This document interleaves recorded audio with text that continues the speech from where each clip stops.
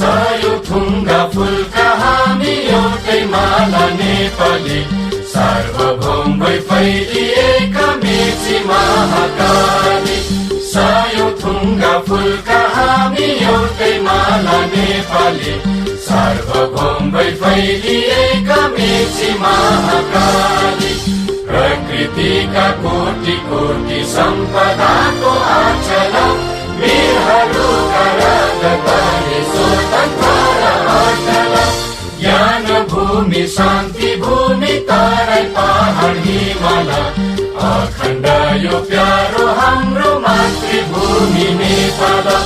बहुजाति भाषा धर्म संस्कृति छन् विशाल, अग्रगामी